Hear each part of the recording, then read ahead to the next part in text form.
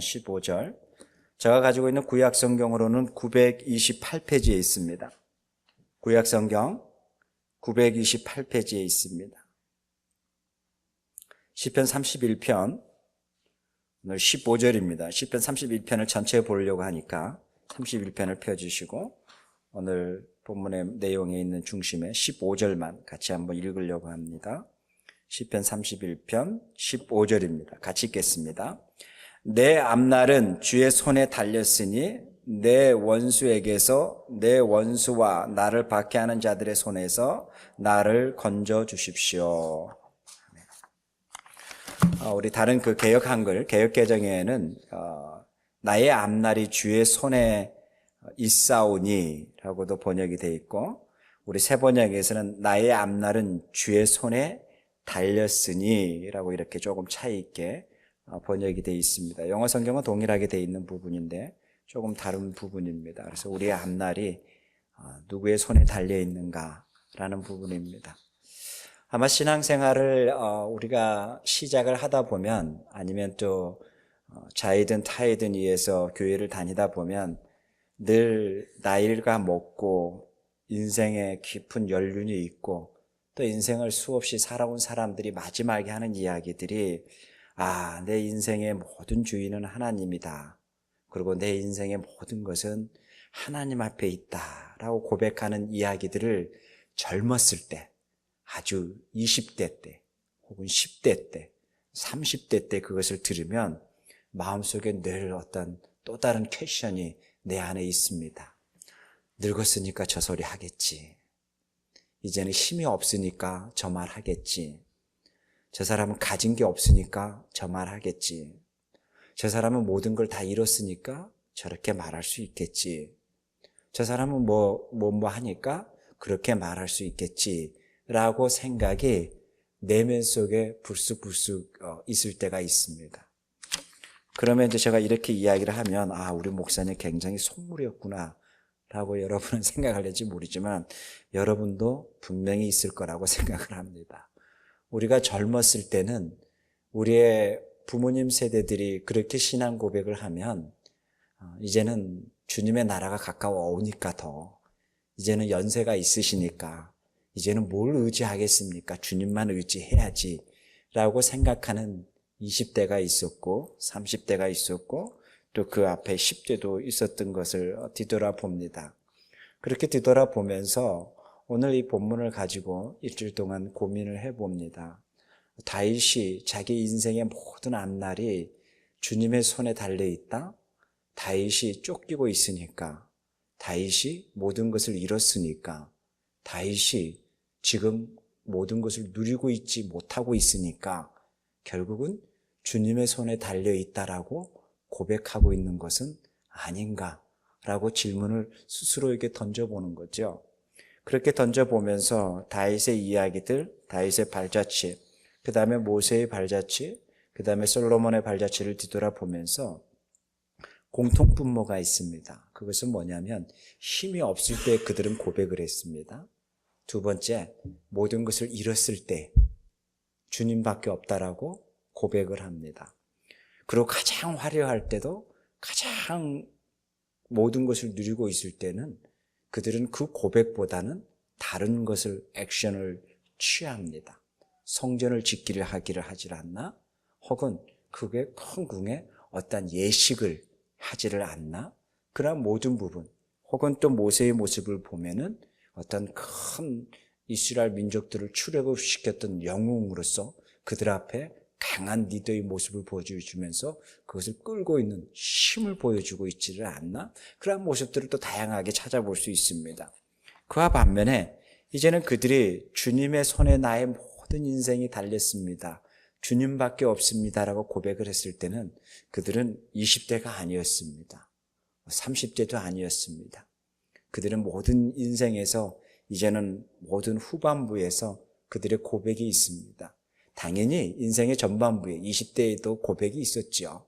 목동일 때도 고백이 있었고 젊었을 때도 정말 여호와의 오직 하나님의 지혜만 필요합니다라고 하는 고백도 있었죠. 그러나 그 고백이 과연 그 인생의 모든 부분을 끌고 갈 수 있는 그의 내면의 고백보다는 그 순간의 고백, 그리고 다음 템으로 넘어가고 또 다른 템의 인생을 넘어갈 때마다 그 고백이 연장되는 것이 아니라 그 고백은 고백으로 끝나는 모습을 볼 수가 있었습니다. 그런데요, 인생의 후반부이든 간에 인생의 마지막 부분이든 간에 혹은 인생의 유언이든 간에 가장 중요한 것은 그가 모든 인생을 살아온 삶 가운데에서 고백할 수 있는 것이 무엇이냐라는 거예요. 그가 인생을 모든 것을 누리고 살아왔으면서 그 살아왔던 인생 가운데서 그가 누리고 있고 지금 가장 행복하다고 할 수 있고 그가 가장 그 내면 속에서 참이라고 말할 수 있는 것이 무엇이냐라는 겁니다. 그것이 바로 오늘 다윗의 고백의 이야기에 보면 바로 서두에 나와 있는 부분입니다. 나의 앞날이, 나의 인생의 진로가, 내 아들의 인생의 진로가, 그리고 나의 모든 앞으로의 직장의 진로가, 나의 모든 삶의 지금 앞으로의 앞날의 진로가 누구의 손에 달려 있을까? 나의 디그리에 달려 있을까? 내가 살아왔던 노하우에 달려 있을까? 내가 지금까지 쌓아온 인간관계에 달려 있을까? 내가 지금까지 쌓아온 덕에 달려 있을까? 내가 지금까지 선한 일을 한 그 선함에 달려 있을까? 과연 나의 모든 인생은 어디에 달려 있는 것인가? 라는 것을 다윗을 통해서 우리가 한번 고민해 봤으면 좋겠습니다. 40대 그리고 50대에 참 추천하고 싶은 영화가 있습니다. 제목을 이야기하면 또 영화 선전하는 것 같은데, 미국 영화 가운데에서 아들을 하나 키우고 있는 한 가장이 고민을 합니다.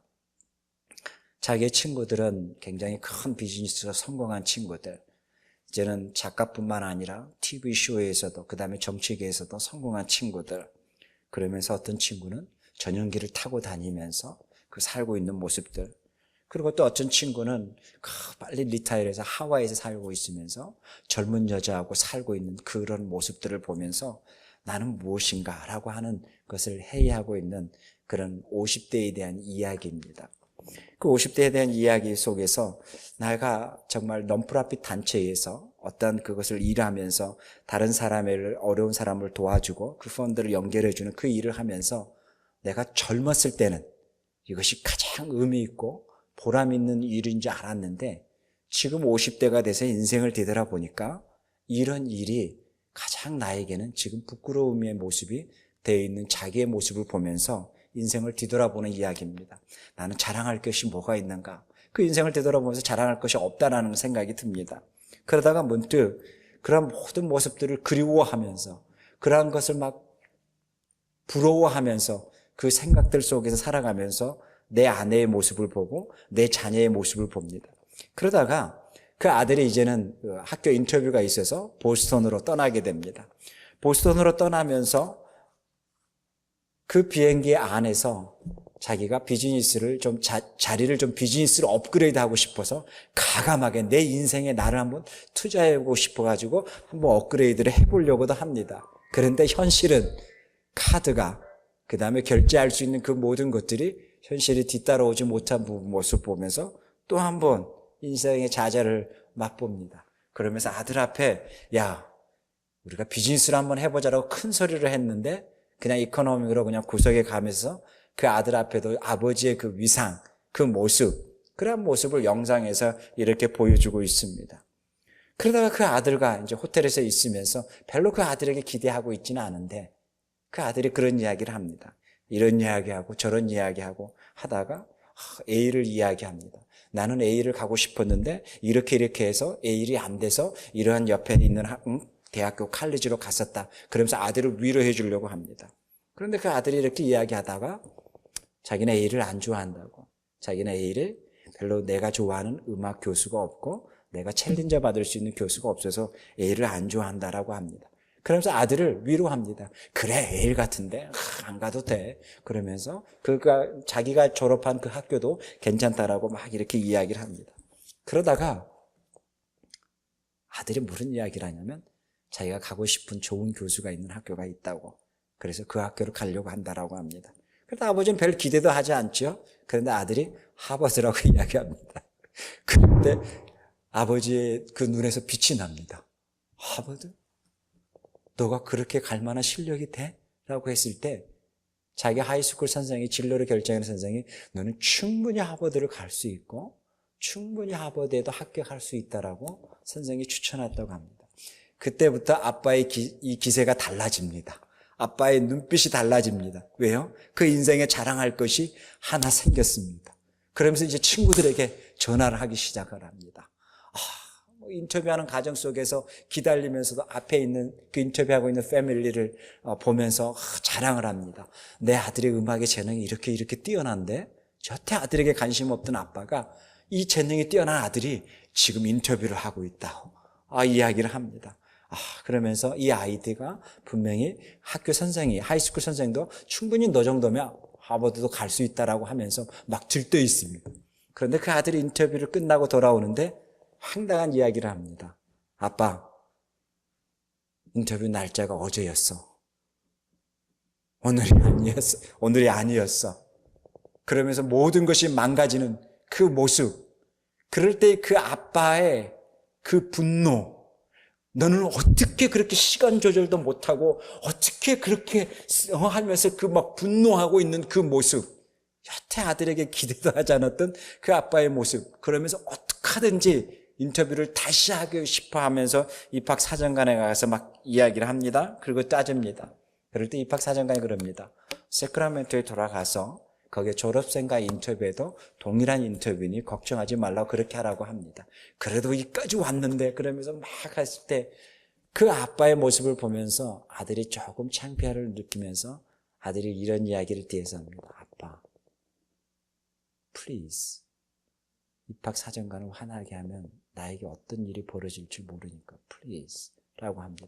자, 그렇게 나와서 이제 이 아빠는 아들이 하버드라는 그 대학의 끈을 놓고 싶지 않아서 지금까지 부러워했던 친구들, 관계를 끊었던 친구들을 막 찾아서 막 연락을 취합니다. 그 아내에게도 공무원에 불과한 아내인데도 그 아내에게 연락을 합니다. 너 혹시 하버드에 누가 아는 사람 없어? 너 혹시 하버드에 누가 아는 사람이 좀 연결을 좀 해봐라고 해서 모든 것을 해봅니다. 그러다가 자기가 별로 관계를 맺고 싶지 않냐는 그 친구에게 연락을 합니다. 그 친구에게 연락을 했더니 그 친구가 선뜻 하버드에 있는 어느 학장과 그 다음에 그 음악 자기가 좋아하는 그 교수하고 스케줄을 잡아줍니다. 그러고 난 다음에 인터뷰를 합니다. 그리고 그 아들이 좋은 챌린저를 받고 이 아이가 하버드로 갈 수 있는 그런 꿈을 가지게 막 그 과정으로서 모든 영화가 끝납니다. 그러나 그 영화의 스크린에서 보여주는 50대에 가지고 있는 남자의 내면의 모습, 항상 인생에서 그 루저라고 생각했던 자기는 non-profit 단체에서 일하고 있고 친구들과 동문들과 만나서 그 단체에 연결해 주려고 하면 다들 거리끼고 있는 그 동문들의 모습들, 그러한 모습들 속에서 왠지 그들과 관계 속에서 뒤처져 있는 그 모습, 그리고 자기는 자랑할 것도 없고 그러한 모든 모습, 그리고 저 친구들은 아내가 정말 부자였던 사람들이고 그러면서 그 친구들이 신분이 상승돼야 하면서 부러워하고 있는 그 모든 모습, 그러한 가운데에서 소중한 것이 무엇인가라는 것이 그 영화에서 보여주고 있는 핵심입니다. 이 가정이 소중한 게 뭔가? 부러워하는 것이 가장 중요한 것인가? 아니면 가장 소중한 것이 뭔가라고 하면서 중요한 결론을 내지 아니하고 그 영화는 그 퀘스천을 던지고 그냥 끝납니다. 우리 인생이 그렇다라는 거죠. 우리 인생을 살다 보면 정말 부러워하는 사람들이 많이 있죠. 우리의 삶을 살다 보면 같은 동료이면서 같은 친구이면서 정말 부러워한 대상들이 얼마나 많이 있습니까? 같이 공부했던 이들이 어떻게 진로가 바뀌어지고 어떠한 모습으로 가고 그들이 누리고 있는 삶들의 모습을 보면서 사회적인 지위와 사회적인 모습들을 보면서 우리의 내면 속에 부러워할 수밖에 없는 그러한 내면을 가지고 있면서 막 끙끙거리고 있는 삶의 모습들이 어쩌면 50대, 40대 중반에서 많이 겪을 수 있는 이야기입니다. 저도 마찬가지죠. 얼마 전에 잠을 못 잘 정도였으니까. 간단합니다. 배가 아파가지고 잠을 못 잤으니까. 목사도 이럽니다. 저에게 두 후배가 있는데 한 아이는 정말로 가족을 여기에 두고 너무너무 어려운 교회라 아버님이 있는 그 교회가 너무너무 어렵고 정말 가장 극빈자들만 있는 정말 그 정부에서 그 보조를 받아서 살 수밖에 없는 사람들만 있는 교회. 그래서 정말 자기가 가지 아니하면 어느 누구도 오지 아니하는 교회. 그래서 그 교회에 가서 열심히 막 복음을 전합니다. 그들을 섬깁니다. 그러면서 막 전화했더니 감기 걸려 있고 막 콜록콜록 거리고 심지어 막 추워서 벌벌벌해서 오죽했으면 저도 경제적으로 넉넉하지 못한데 한국에서 만나서 조끼를 사줬겠습니까? 어쨌든 그러면서 막 내가 봐도 가슴 아프게 가고 있는 그 친구, 여기에 있을 때도 정말 복음에 대한 열정을 가지고 살았었고 정말로 고지식하게 그냥 예수의 복음을 어떻게 하면 전할까라고 막 그것을 막 고민했던 그러한 친구. 그와 반면에 또 한 친구가 있습니다. 정말 슬렁슬렁 그냥 하면서 정말 어느 교회 좋은 교회를 소개를 해주고 그 교회 담임 목사가 되고 이렇게 하면서도 어떤 은사가 있는지 교회를 잘 말아먹던 친구. 그리고 그냥 교회도 그냥 스스로 그냥 문 닫아버리고 뭐 이거 안 해도 뭐 한다라고 뭐 그런 식으로 살아갔던 그런 친구들도 있습니다. 그런데 동일한 두 친구가 한국에 가 있습니다. 그런데요, 한 친구는 그렇게 콜록콜록 하면서 이렇게 가고 있는 친구가 있고 또 한 친구는 아주 그냥 큰 교회 이제 담임 목사가 이제 곧 된다고 막 들떠서 있고 그러면서 축하한다. 아우 잘 됐다라고 하면서 그냥 해피 뉴이어 인사하고 그냥 이렇게 서로 안부 전하다가 밤에 이제 갑자기 잠이 안 옵니다. 아무리 자려고 해도 잠이 안 옵니다. 어떻게 저런 인간에게 하나님은 저렇게 길을 열어서 가고 그렇게 복음을 가지고 끙끙거리고 가고 그냥 경제적으로도 힘들어서 그냥 그렇게 하고 있고 그냥 가족까지 다 데려갈 형편이 못 돼서 그냥 혼자 그냥 전기 담요로 그냥 보일러도 못 대면서 그렇게 가면서 그냥 있는 저런 목사도 있고 어떻게 너슬렁 가도 그냥 어슬렁 가도 그냥 저렇게 가는 친구도 있고 하나님 대체 뭐 하십니까? 막 이러면서 괜히 막 제가 화가 나는 거죠. 막 괜히 화나 있는 내 모습을 보면서 내 스스로에게 던지는 질문입니다. 너가 화내는 이유가 뭐니? 너가 왜 화내고 있니? 괜히 화내는 이유가 왜 저 친구가 고생을 합니까? 라고 포장을 하고 있지만 속은 너 아니니? 그러면서 이제 내 자신에게 질문을 던지는 거죠. 저 친구가 저렇게 되니까 괜히 너가 지금 화내고 있는 거 아니니? 그러면서 괜히 너하고 비교하고 있는 건 아니니? 왜 이렇게 너 자신을 속이고 있니? 뭐 이러면서 이제 밤에 꿈틀꿈틀거리면서 잠이 안 오죠. 새벽 2시가 되고 3시가 되고 4시가 되고 뭐 5시까지 되는 거죠. 그러면서 그냥 뉴스 또 한번 보고 이렇게 또 그냥 뭐 또 그 친구 교회 또 웹사이트 가서 또 설교 들으면서 저런 어떻게 저걸 보고 이러면서 또 잠이 안 오는 거죠. 이러면서 또 끙끙거리면서 주님 이러면서 했던 것이면서 꿈틀거리면서 봤던 것이 시편 31편입니다. 시편 31편을 이렇게 보다가 15절에 나의 모든 눈의 초점이 맞춰 있습니다. My future is in your hands. 나의 모든 장래는 당신의 손에 있습니다. 이것이 다윗이 인생의 말년이든 20대이든 다윗이 그 인생 속에서 고백할 수 있는 부분, 그의 인생에서 가장 중요한 부분이 나의 모든 미래는 누구의 손에 달려있는 것인가? 이 고백입니다. 이 고백의 모습을 보면서 나의 모습의 거울을 비춰봅니다. 내 모습을 비춰보면서 한번 성경을 한번 이렇게 같이 한번 찾아봤으면 좋겠습니다. 7절에 보면 이렇게 이야기합니다. 31편 7절에 주님은 한결같은 그 사람을 생각할 때마다 나는 기쁘고 즐겁습니다. 주님은 나의 고난을 돌아보시며 내 영혼의 아픔을 알고 계십니다. 여기에 보면 7절에 이렇게 이야기합니다. 주님의 한결같은 그 사랑을 생각할 때마다 나는 기쁘고 즐겁습니다라고 이야기합니다. 자, 여러분에게 한번 질문 던져볼게요. 여러분 주님의 사랑을 한결같이 생각할 때마다 이 다윗의 고백처럼 정말 감사하고 기쁘고 즐겁습니까? 이것이 차이가 있다는 겁니다. 주님의 사랑을 날마다 느끼면서 주님의 사랑을 경험하면서 주님의 은혜를 경험하면서 살아왔던 인생의 수많은 반복이라 할지라도 그 사건들의 주님의 사랑을 경험했던 인생의 스토리가 있는 사람과 주님의 사랑을 경험하지 못한 인생의 스토리가 없는 사람과는 여기서 즐거움과 기쁨의 차이가 달라진다는 것입니다. 저와 여러분의 인생 속에서 주님이 나를 사랑하시고 인도하셨던 그 인생의 고백의 시간들, 그 인생의 감격의 시간들, 우리는 얼마만큼 경험하고 있습니까? 라는 겁니다. 여러분이 그것을 경험했을 때에 그것을 생각할 때마다 다시 한번 일어날 수 있는 힘이 되는 것이죠. 여러분, 지난날에 우리의 인생에 추억이 있었을 때 그 추억을 생각할 때마다 여러분 어떤 생각이 듭니까? 얼마나 그 추억이 아름다웠는가라고 생각하시고 즐겁지 않으십니까? 만약에 추억이 없다면 어떤 생각이 듭니까? 즐거움도, 내 얼굴에 잔잔한 미소도 없겠지요. 동일한 거라는 겁니다. 다윗에게는 그 인생 속에서 그가 60대에 경험했던, 70대에 경험했던, 80대에 고백했던 그것이 중요한 것이 아니라 그의 인생의 속에서의 하나님의 사랑을 경험하고 하나님의 은혜를 경험했던 인생의 사건과 스토리들이 그 인생에서 수없이 있었다라는 것입니다. 그러게 다윗이 다시 뒤돌아보는 거죠. 하나님이 나를 사랑하신 그 사랑을 생각할 때마다, 지난날에 하나님이 나를 인도하신 것을, 그 순간 나를 이끄셨던 것을 생각할 때마다 내가 기쁘고 즐겁습니다라는 것입니다.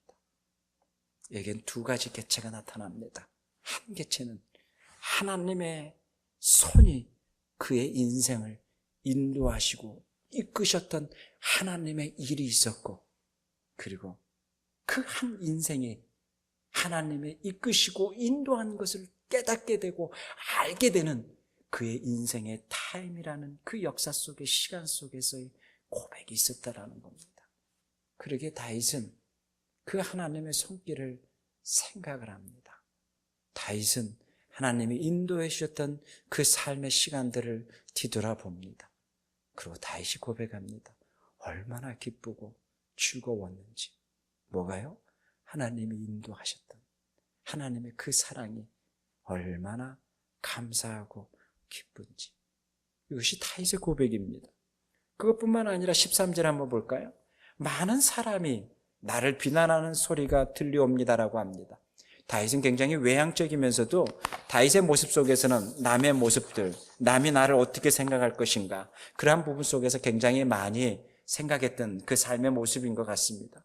다시 힘들어했던 부분도 그거 아니겠습니까? 하나님, 어찌하여 저 사람들이 더 잘 됩니까? 어찌하여 저들이 저러한 모습을 하십니까? 하나님, 어떻게 저렇게 오만한 자의 자세로 경멸하는 태도로 저렇게 살아가도 되는 것입니까? 라고 이야기합니다. 그래서 18절에 이렇게 이야기하죠. 오만한 자세로 경멸한 태도로 의로운 사람을 거슬려서 함부로 말하는 저런 거짓말쟁이로 살아가고 있는 저런 소셜 라이프의 사람들이 하나님 어떻게 저렇게 잘 됩니까?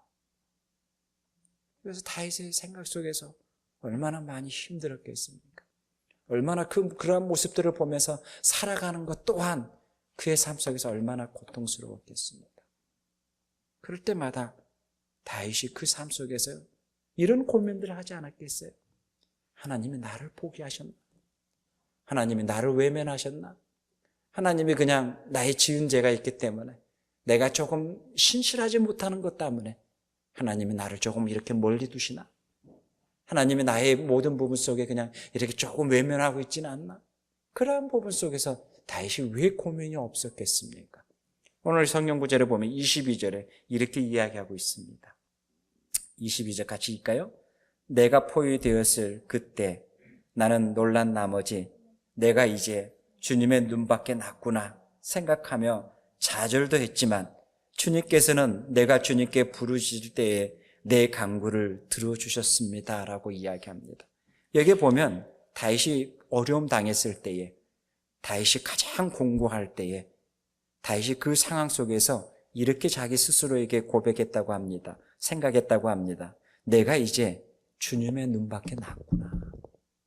이제 내가 기도해도 주님이 응답하지도 않으시는구나 라는 그 고민과 그 생각을 다윗이 품고 있었다고 합니다.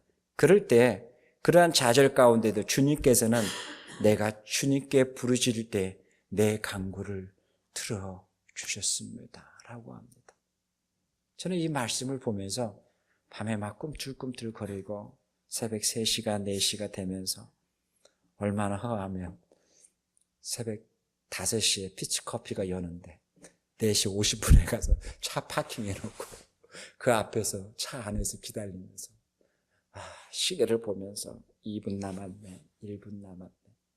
그러다가 커피를 사고 와야 될 텐데 문을 딱 여는데 갑자기 마음속에 내가 커피로 위로를 삼으면 무슨 의미가 있겠나. 그러면서 다시 운전하고 또 집으로 오고 와서 다 앉으니까 하나님 내 마음을 좀 컴다운하게 해주시고 하나님 내 마음을 조금 자정하게 해주셔서 하나님 이 마음이 너무너무 요동하고 있는데 하나님 어느 때는 내 마음속에서 주님이 나를 멀리 하시나? 주님이 나에게 그냥 이렇게 외면하고 계시나? 이런 마음이 들고 있는데 주님 이 마음에 어떻게 내 마음을 다스리겠습니까? 주님 빨리 오늘 새벽에 나의 마음을 다스려주지 않으면 큰일 납니다 주님. 막 꿈틀거리는 거죠. 그러면서 말씀을 다시 또 보는 거죠. 그럴 때 이렇게 다윗의 고백이 내 눈에 들어왔습니다. 내가 이제 주님의 눈밖에 났구나 생각하며 좌절했지만 주님께서는 내가 주님께 부르짖을 때에 내 간구를 들어주셨습니다 라고 이야기합니다.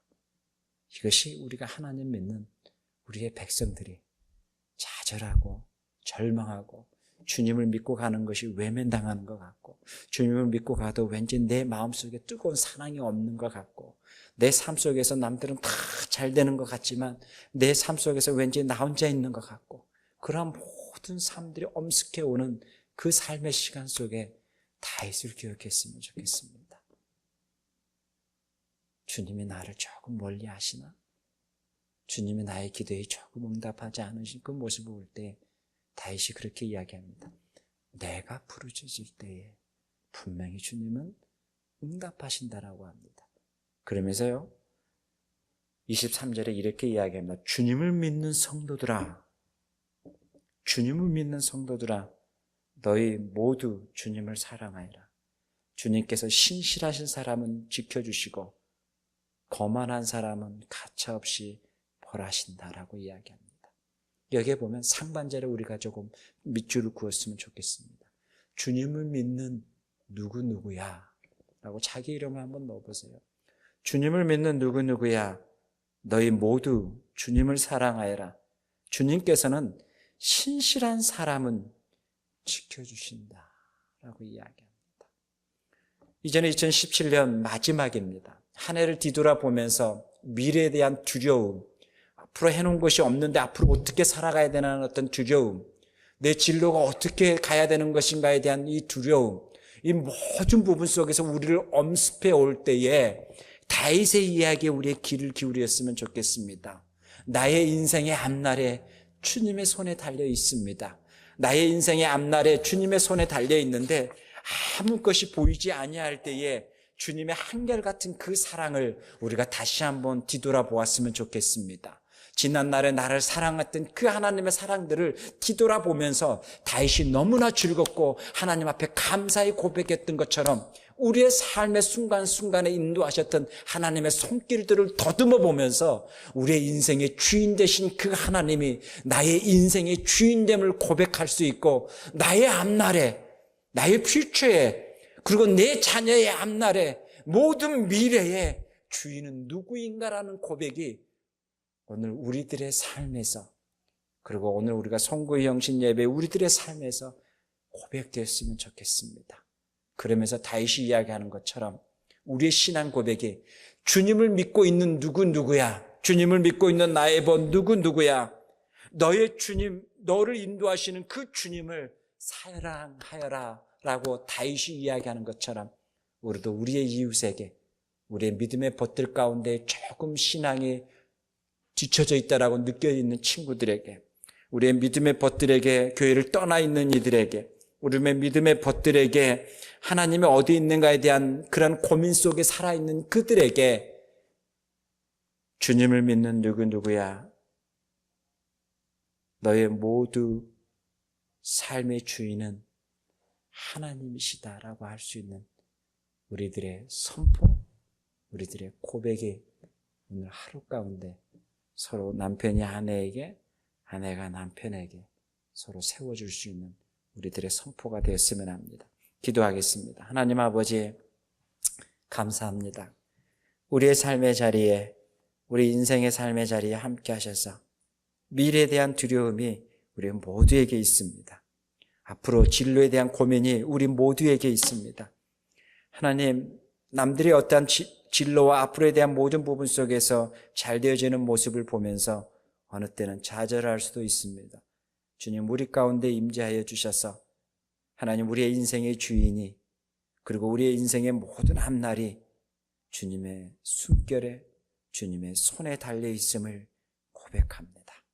우리의 가정에 자정하셔서, 우리 교회 공동체에 자정하셔서, 우리의 삶의 자리에 자정하셔서 우리를 세워주시고 인도하셔서 우리가 신실하신 그 주님을 붙들고 갈 수 있는 우리들의 2018년이 될 수 있도록 주님 인도하여 주시기를 원합니다. 감사합니다. 예수님의 이름으로 기도하옵나이다. 아멘.